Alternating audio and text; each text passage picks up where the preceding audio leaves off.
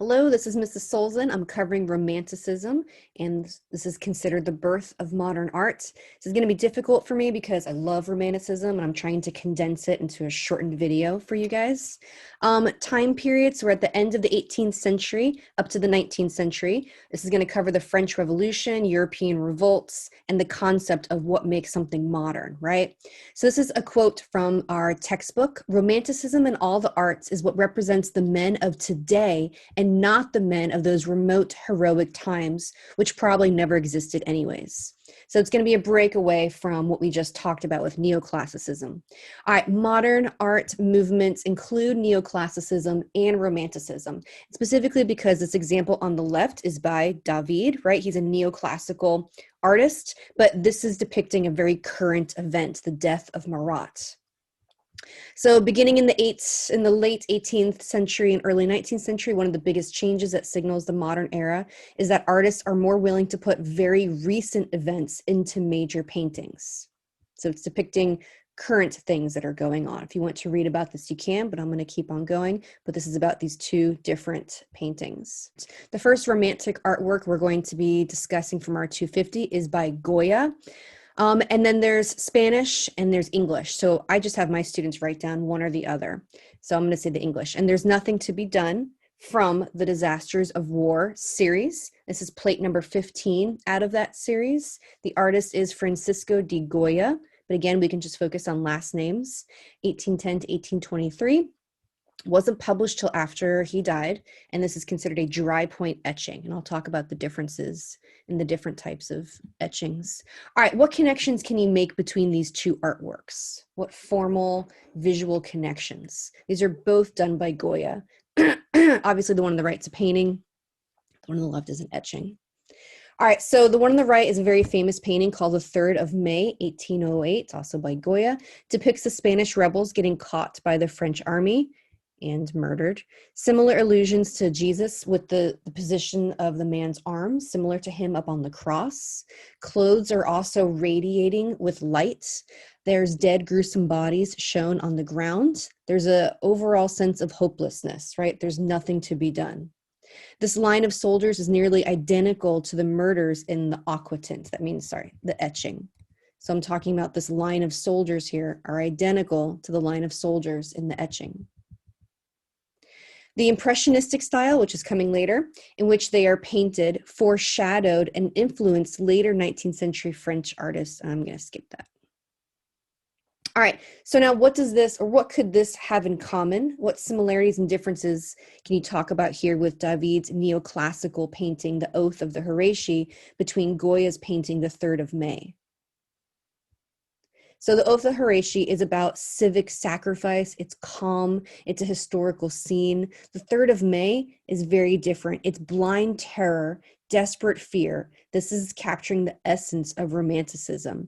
It's depicting a current event. When he was asked why he would paint such a brutal scene, right? Because we're not seeing the Horatii brothers being murdered. We're not seeing the women being murdered.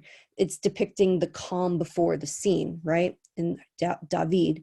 So why then is Goya painting such a brutal scene? So he said it's to warn men never to do it again. Formal qualities, how are they different? So neoclassicism, the paint, you don't see the brushstrokes. Everything is very smooth. We're starting to get closer towards Impressionism with the Romanticism paintings. You're starting to see the brushstrokes. The artist is not trying to hide the hand of the artist. All right, so neoclassicism emphasized reason and deliberate thought. Romanticism focused on emotion and spontaneous feeling, and you can see it also in the brushstrokes.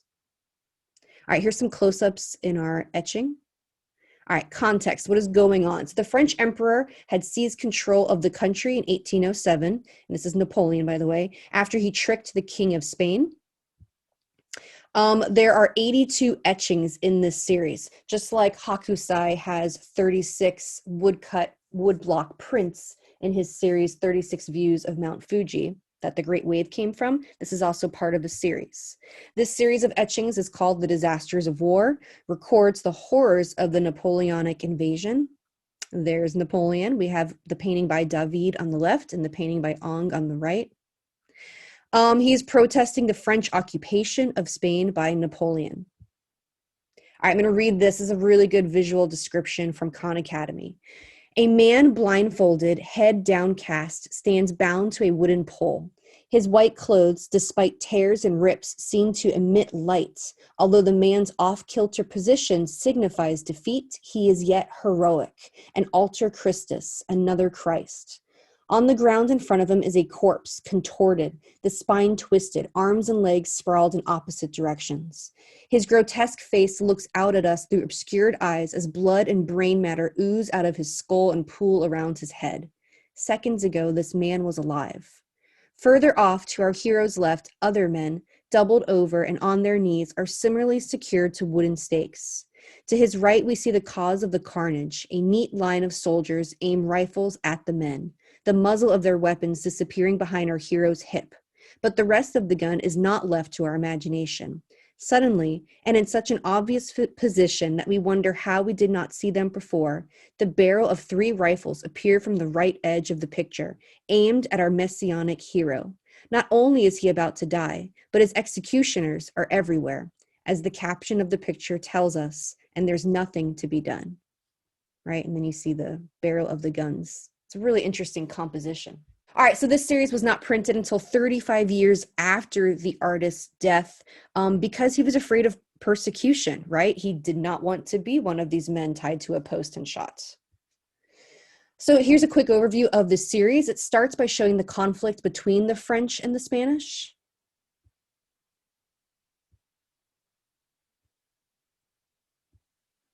Then shows the effects of famine that hit Spain.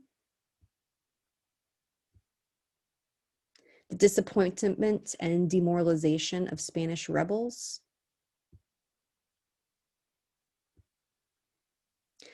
All right, the images remain shocking today and even influence the novel of the artist Ernest Hemingway, For Whom the Bell Tolls, a book about the violence and inhumanity in the Spanish Civil War.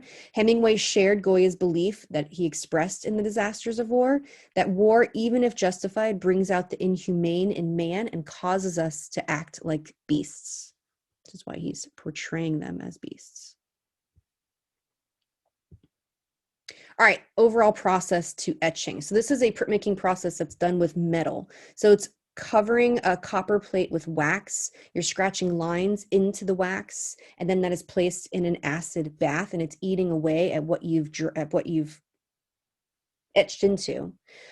Dry point is then adding lines just right on top, so not using the acid wax process.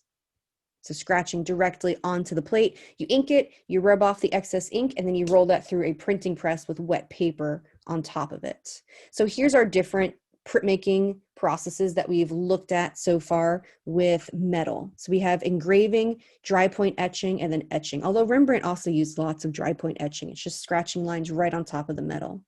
So the primary difference between these is that engraving is more physical and then etching is more chemical. You have more of the acid eating away at the etching. That's really the main difference. And then here's more printmaking that we've also talked about. These are not done on metal though. These are different processes. All right, some later context about Goya. He did end up getting in trouble, not for those prints, but for a nude portrait that he had done. He was called before the Spanish Inquisition.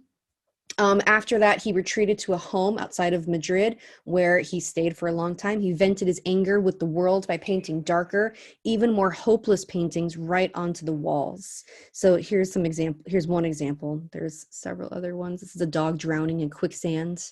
This is probably one of his most famous, Saturn devouring his son or Saturn devouring his children, a horrifying image about the loss of humanity.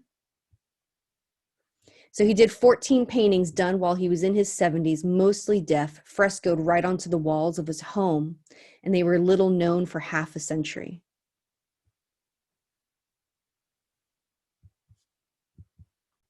All right, next is Eugene Delacroix.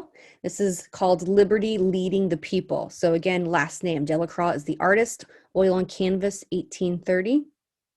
So what is this depicting? What are we seeing? So this is depicting an event of the same year, right? So a modern, contemporary, current event. That's part of what makes this Romanticism. This is uprising during the French Revolution of 1830, known as the Three Glorious Days. And then what he's showing us is different classes coming together in this one uprising. All right, so this is about the context, what's going on at the time. So think about the Rococo and Palace of Versailles, and the over-the-top French aristocracy is going to lead up to this revolution, right? The French Revolution. So what we're seeing here, the towers of Notre Dame, which can be seen in the distance, represent liberty and romanticism, as they did for the writer Victor Hugo, and they situate the action in Paris. We can tell it's in Paris because of that. There's also a little tiny person with the French flag up on top of Notre Dame. So who is this woman who's on top of this pyramid of bodies? So liberty is an allegorical or a symbolic figure. You can relate it to the Statue of Liberty, which this is from Stokestad. Clearly, this monumental statue is not a portrait of a woman named Liberty who wears a Roman toga, carries a torch, and an inscribed tablet. Instead, Liberty represents an idea. The same is true of Delacroix's painted Liberty. Statue of Liberty is not an actual person, it's an idea. So you can think about that as you relate it to her. So she holds up the tricolor flag, which is the flag of liberty. This was a banned flag of revolution and democracy and is now the French national flag. Those same colors, the red and the blue and the white, are also reflected in the sky throughout the painting. So why the bare-breasted woman, right? Why the nudity? So democracy was born in ancient Greece, which Delacroix is reminding us of with her partial nudity. So it's reflecting the birth of democracy because that is the personified idea of her.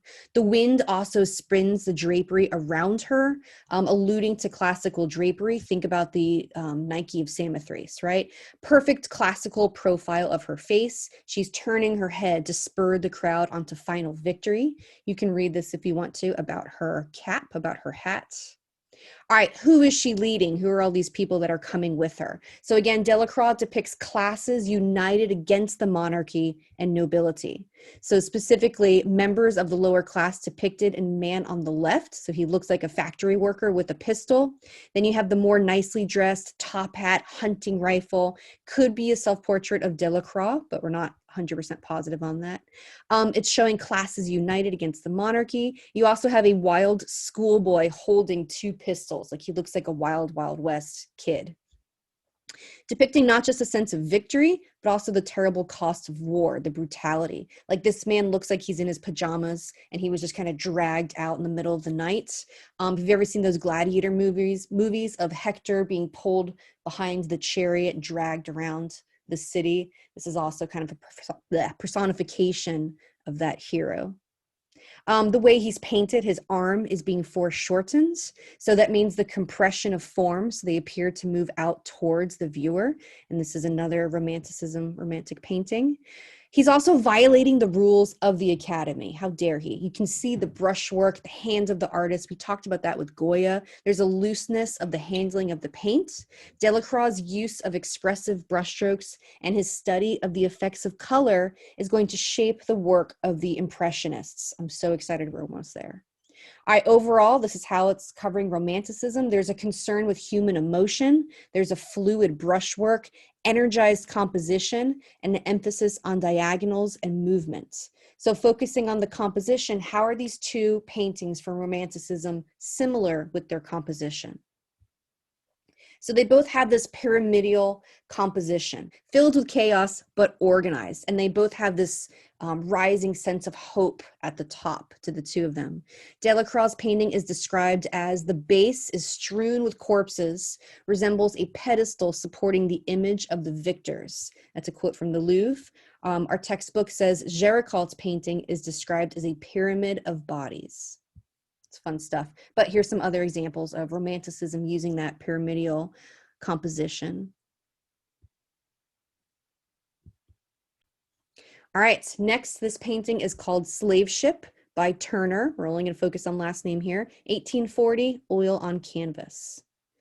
So I want you to really think about what you see going on in this painting. So what is happening?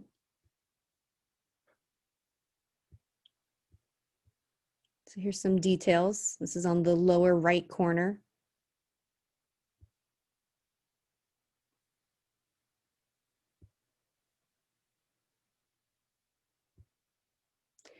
All right, so it's a mixture of the beauty and power of nature, right? Because there's an ocean, there's a storm, there's waves, and then combined with this horrific human act that is within the much wider horrific human act of slavery. So this is depicting a true event. So this is gonna be context. True event of a slave ship called the Zong departed the coast of Africa on September 6, 1781 with 470 slaves going to Jamaica. The Zong's captain overloaded his ship with slaves, right, to make money, and many of them have begun to die from disease and malnutrition while on board. So the captain decided to jettison some of the cargo in order to save the ship and to collect insurance money. So the way insurance worked, if the slaves died of something like illness while on board, the captain will not collect insurance. So he was able to collect insurance for cargo lost at sea.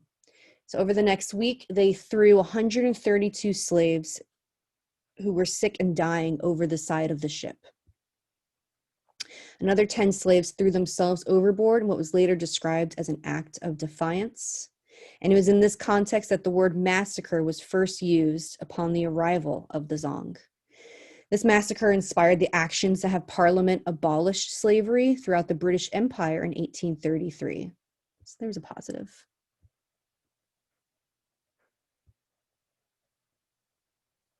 So the artist Turner would include poetry with a lot of his paintings. So this went with his painting. All right, so artistic decisions or visual evidence in the form. What are we seeing? Or what did he decide to show us? So he's not showing us them throwing bodies overboard like I showed you, right? He's showing us just parts of bodies, small compared to this mighty sea. So again, the relationship of man to nature, very small compared to this large scale of nature, which you can relate to Hokusai's Great Wave, very small compared to this overpowering nature. Rapid brushwork, agitated brushstrokes, really getting that sense of feeling in the use of brushwork. Emotional use of color, bloody sunset acts as a symbol of what is taking place. He was particularly attracted to the sublime. The sublime art refers to a greatness beyond all possibility of calculation, measurement, or imitation. And it's a great band. All right, so here's another example of Romanticism relating to this overpowering feeling of the sublime found in nature. Turner liked to be tied to the deck of a ship in a storm so that he could bring a greater sense of the sublime to his paintings. I think I got that from the textbook. I love thinking of this idea of him actually tied to the ship, feeling the water and the movement of the ship. All right, a function. This is a cry against human oppression, right? Wanting change. Turner had a fascination with human and elemental violence, and he is thought of as the first modern artist, right? This painting almost looks abstract. It almost could just be about color and shape compared to things that are really depicting something. People call Turner the first modern artist because his messy, expressive style and bright colors influenced lots of modern artists. Many of his later artworks look like impressionistic paintings. This is a style of painting that happened in France many years after Turner was working. Oh, there's Turner. All right, so here's another Turner painting, the tumultuous Turner, right? If you didn't know you were looking at a ship, you might just be thinking you're looking at paint, right? Just colors, abstractions. Here's another. And another. So really getting that windswept nature feel. All right, so this painting is called The Oxbow, and then there's more to the title, but I just refer to it as The Oxbow by Thomas Cole. You can just call him Cole or Thomas Cole. 1836, oil on canvas. All right, so what are we looking at here? What is the contents? This is depicting a dramatic view of the Connecticut River from the top of Mount Holyoke in Massachusetts as a storm is passing through. So you can immediately relate it to Turner, right? Depicting nature in a storm or the great wave. All right, how is he compositionally dividing the artwork? So there's the sublime on the left, an image of wild, untamed, and awesome nature, right? Just like Rococo, we have this untamed wildness going on here. Untouched wilderness, a virgin forest, a new type of Eden. There's Eden. Storm-ravaged landscape being depicted by this broken tree. So there we have the power of nature. And this is really zooming in. Other artworks relating to this same concept. All right, now let's look at the right side. So it's very different. What's going on here? So your virgin landscape is transforming into cultivated plots of land on the right? Settlements. The storm is passing, the sun is coming out, a sense that this settling of land is ordained and approved by the gods, this manifest destiny. We were meant to be here. We're meant to tame the wild nature. It's representing a passage of time. And then where is he? Down on the bottom right, you see this little umbrella, right? So this is where the artist is down there painting this landscape. So there's a little tiny self-portrait with him with an easel. Oh, here he is, sorry. And then he actually has signed, that's where he signed his name on this wood panel, T. Cole. All right, so this represents what America is about to become. This is where we're going. The passing of a storm. Signature of the artist is almost like a gravestone. It's creepy. Romanticism in America. So it's images of the vast American wilderness being tamed. Tiny figures emphasize the vastness and the power of nature. We also saw this with Fan Quan's Travelers of Mountains, Travelers Among Mountains and Streams. That small, tiny traveling of people. Oh yeah, back in this mountainside, you can see these letters. They're actually Hebrew letters that are seen upside down. So Hebrew letters from above and reverse. So it would be from God's view, from an aerial view. It reads the words El Shaddai, or just Shaddai, is one of the names of the God of Israel, means Almighty. So referring to God, again, this is part of the divine manifestation. This is God's plan. He has blessed America. Tied into the American notion of manifest destiny, that Americans were meant to tame this landscape. This land is ours. Once you see those letters, you can't not see them. Context, time period. So Hudson River School painting is not a school, but it's a group of painters who shared the same philosophy. So Thomas Cole is really the founder, the beginner of this Hudson River School. Here's what College Board says about the Oxbow. Thomas Cole's depiction of a stormy mountain wilderness on the left, in contrast with a view of sunny cultivated farmland on the right, implies Cole's possible views regarding the 19th century ideology, later called manifest destiny, which promoted the westward expansion of the United States into new territories.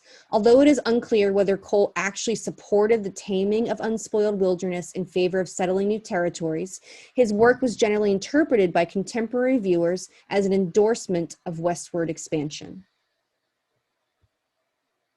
And then here's the Fan Quan's Travelers Among Mountains and Streams. So again, tiny little people, large landscape. Tiny little self-portrait, large landscape. Compared to Turner, so Cole has a romantic yearning for a personal connection with nature. Turner portrays the uncontrollable and frightening power of nature. All right, next, The Valley of Mexico from the Hillside of Santa Isabel. And this is by Velasco. Oil on canvas, 1882. Only 100 years before I was born, in case you wanted to know. All right, what previous artworks discuss the history of Mexico? What have we looked at so far? How is this painting a celebration of Mexican history? All right, so here's previous artworks from another unit. So this is after the conquest of the Aztec people. Frontispiece of the Codex Mendoza, the Spanish conquest of Aztec Empire in 1521 on the bottom. And then we have the 3rd of May by Goya, right, where the French took over Spain. All right, so content and function. This is celebrating Mexico's present time, the history and the mythology of Mexico. So it's showing the hill where the Virgin of Guadalupe first appeared to Juan Diego, and the basilica was built for her, that great spiritual moment and great spiritual place. And there's the Virgin of Guadalupe. Roads are the ancient causeway that led to the heart of Mexico City, which was Tenochtitlan. Boop, right there. Lake Texcoco is receding. So remember, Tenochtitlan was built on a lake. It's receding, being pushed off by increasing development, had once surrounded the city of Aztec, capital Tenochtitlan. This was a familiar site for Velasco. The artist's home was located at the foot of the small hill shown in the middle of the canvas. All right, Velasco painted the same subject repeatedly between 1875 and 1892. So here's an eagle. There he is. So remember, he's focusing on an eagle, could be carrying a snake, right? Relating to the myth of how Mexico was first started, the founding of Mexico. All right, what are the pre-Hispanic, so the time prior to Spanish conquest, symbols that we're seeing here? So there's remnants of Lake Texcoco, right back here. There's the White Mountain volcanic peaks that relate to a love story that was told during the time of the Aztecs. This is important to the mythology of Mexico. So these peaks right back here. All right, so this is relating to these two volcanoes. I'm not going to try to pronounce it. That relates to this love story. So you guys can read about it, but I'm going to go quick so we can not have a super long video here.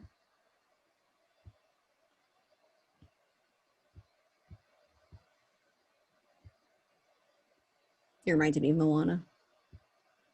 All right, form. So visual evidence. The artist uses a zigzag with lights and darks to lead the viewer into the composition. This helps lead your eye.